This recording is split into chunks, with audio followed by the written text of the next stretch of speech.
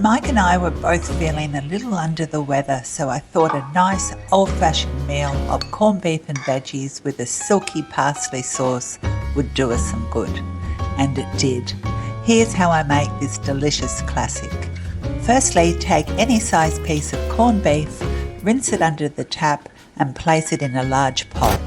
Since I was using parsley for the sauce, I cut off the stems and threw them into the pot along with an onion cut in half, a couple of bay leaves, 1 tablespoon of brown sugar, a few peppercorns and a half a cup of vinegar.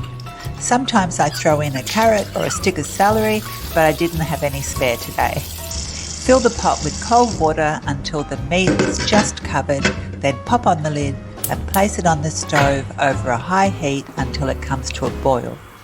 Once it reaches the boil, reduce the heat to maintain a very slow simmer and cook with the lid on for about 40 minutes per 500 grams of meat. After the cooking time is up, the meat will show some resistance when poked with a knife. The trick now is to leave it in the cooking liquid for at least 2 hours, the longer the better, and this ensures you have a tender and moist corned beef. This parsley sauce has a beautiful consistency and a lovely flavour. In a medium-sized pot, pour 550 ml of milk and add 2 bay leaves, a slice of onion and a few peppercorns. Over a low heat, slowly bring it to boiling point. It's important to do this slowly.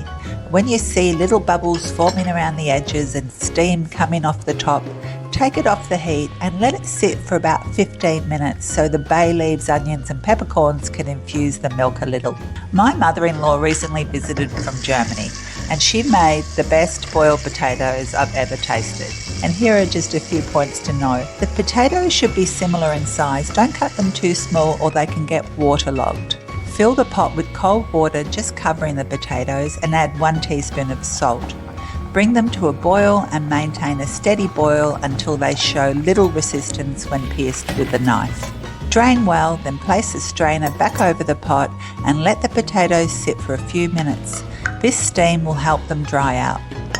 Pop them back into the pot with a few knobs of butter, cover and keep warm. After the infused milk has been sitting for 15 minutes, strain it and discard the onion, bay leaves and peppercorns. In a clean saucepan over a low heat, melt 60 grams of butter. When melted and foaming, add 1.5 tablespoons of flour and whisk over a low heat for a minute or 2 until the mixture has a slight nutty colour. Remove from the heat and slowly pour the milk mixture into the pot, whisking all the time. Whisk it well until it is free from lumps, then return the pot to the stove and still over a low heat, bring it back to the boil, whisking almost constantly. If you think this sauce is too runny, don't worry, it will thicken more as it cools down a little.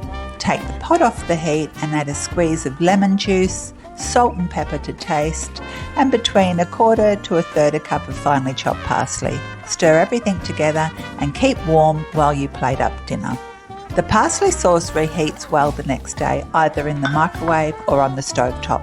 I also boiled some carrots until tender and I cooked some green peas. It was such a comforting meal, like a big hug. We enjoyed the leftovers again the next day. Thank you so much for watching this video. Hopefully I'll see you again soon.